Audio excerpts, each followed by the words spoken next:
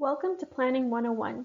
Thank you for joining us for an online presentation to provide community information on land use regulations. This presentation has been organized because some local communities without land use regulations have expressed land use concerns to their local area director.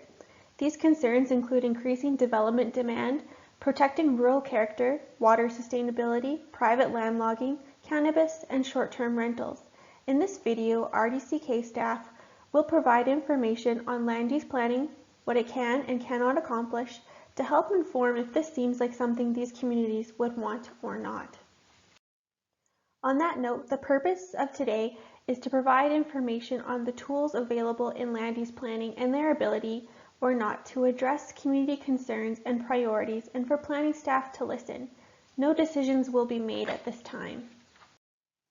The presentation will provide a little bit of background information on planning in general and the planning service at RDCK. The main content of the presentation will be around what official community plans and zoning bylaws do. We will include some information on other planning tools depending on whether there is or isn't an official community plan or zoning bylaw in place. And finally, we'll talk about existing bylaws in the RDCK and where they are in effect. Information will be provided at the end about where to find more information and how to get in touch. Planning is a service provided whether you have a plan or have no plan, and it does not result in an increased property taxation. All electoral areas already pay into the planning service because some bylaws, like the Floodplain Management Bylaw and Subdivision Bylaw, are in effect everywhere. We will touch more on this later. The planning department includes the planning manager, 4 planners, and a planning assistant, and we work out of the Nelson office. My name is Dana, and I am one of the planners at the regional district. The planning department crafts land use policy and bylaws and processes various types of land use applications. We work closely with the building inspection, bylaw enforcement, community sustainability, and emergency management departments. So as a starting point, we should say what planning is. On the slide is a definition from the Canadian Institute of Planners. In a nutshell, planning makes the future a discernible part of the decision-making today, and community planning is a participatory process in which residents, property owners, and other agencies and stakeholders develop a vision and objectives for their respective communities. Okay, now let's talk about some planning tools. The first tool is the Official Community Plan, commonly called an OCP. The purpose of an OCP is to describe the long-term vision of communities and guide future land use decisions by local and provincial governments. This is done by including objectives and policies respecting land use in the area covered by the OCP. OCPs will include policies on housing, commercial, industrial, institutional, agricultural, recreational, and public land uses, the natural environment, sand and gravel resources, hazards, infrastructure such as roads, sewer, and water systems, public facilities including schools and parks, and greenhouse gas emissions.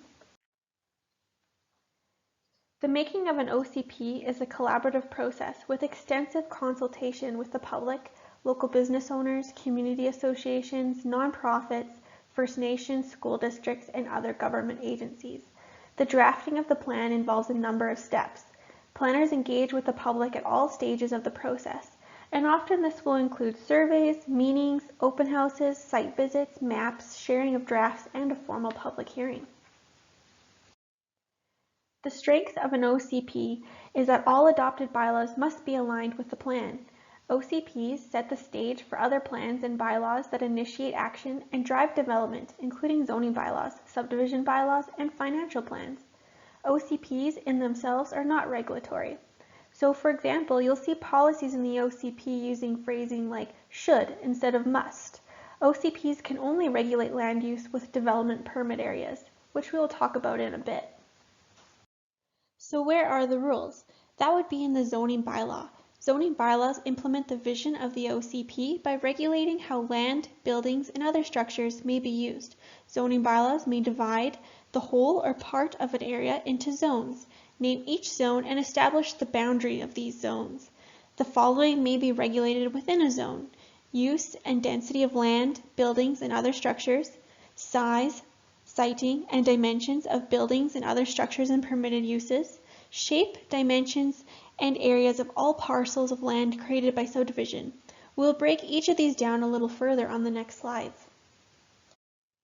Use and density of land, buildings, and other structures can be summarized as what can I do and how much.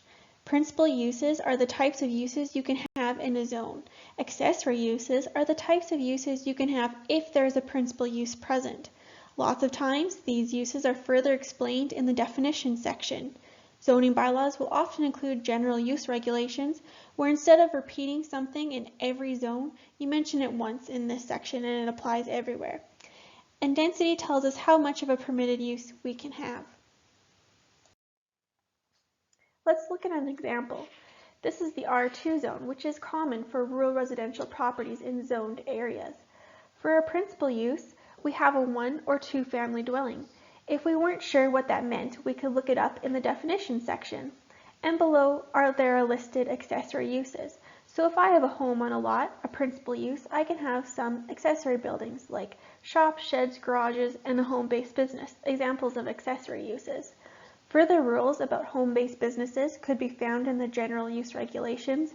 And finally, the density of this zone is 1 hectare for each permitted use. And that's how we start building zones for different areas to align with the community vision.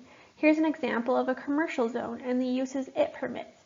You can have zones for farming, for industrial uses, for residences on big lots and small lots. If no zoning was in place, any use could go anywhere. Secondly, zoning bylaws regulate the siting, size, and dimensions of buildings and other structures. Basically, where can I put it? How big? How tall? That can be regulated by setbacks. How far away you need to be from the property line. Building footprint, how big the base of a building can be, and site coverage, how much of a lot can be covered by development, as well as the height. Here's an example with the R2 zone. The building footprints are in red, and lots of time houses and accessory buildings will have different maximum footprints. The minimum setback is in yellow, and the maximum site coverage in orange, taking into account the buildings and the paved area. And height. I think that one's pretty straightforward. In the R2 example, a house has no maximum height, but an accessory building has a maximum height of 8 meters.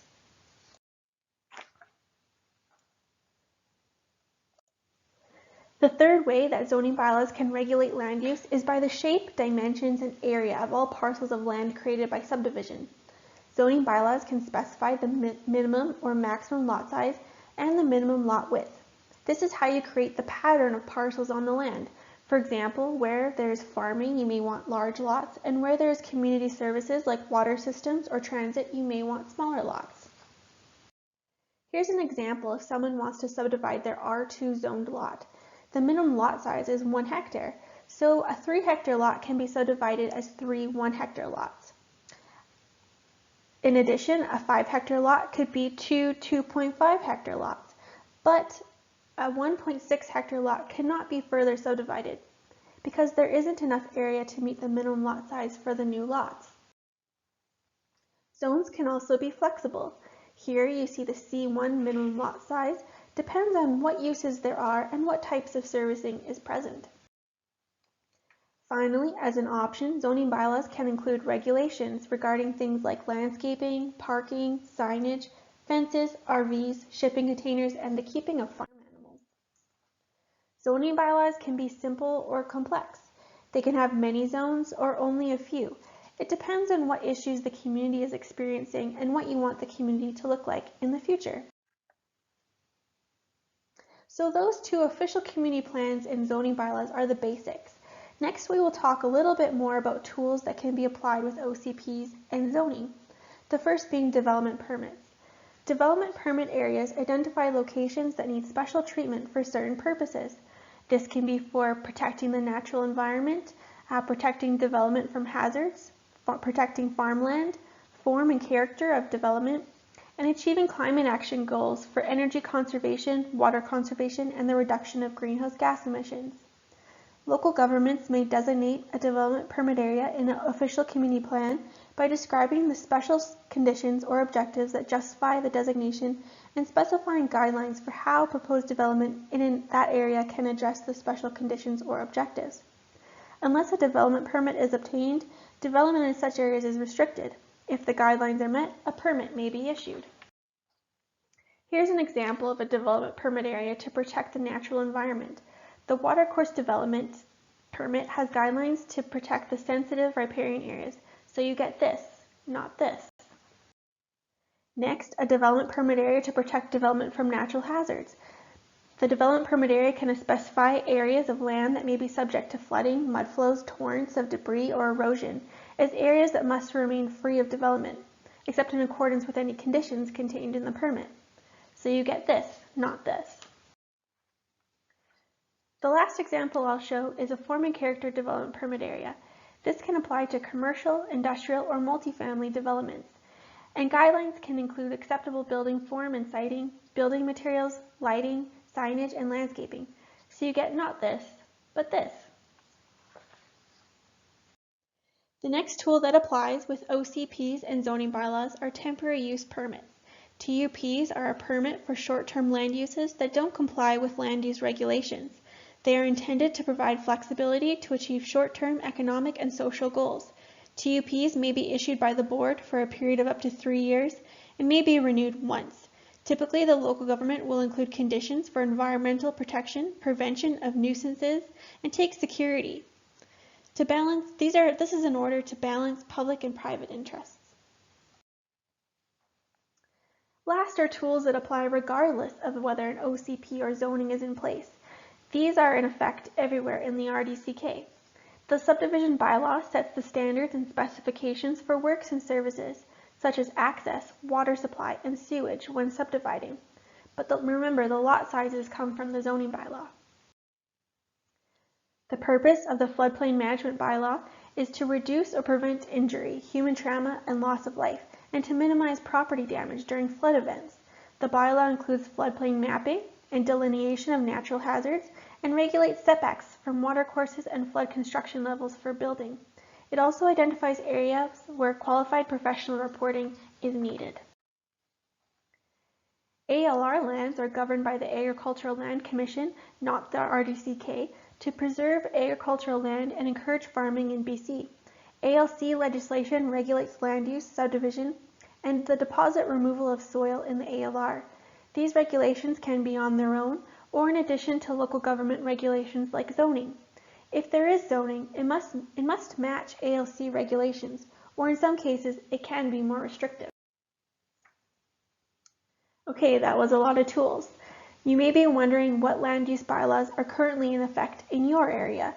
Some electoral areas have bylaws for their entire geographical area, some for partial areas, some none at all. Some electoral areas have an OCP and zoning bylaw, while some only an OCP. All these bylaws can be found on the RDCK website.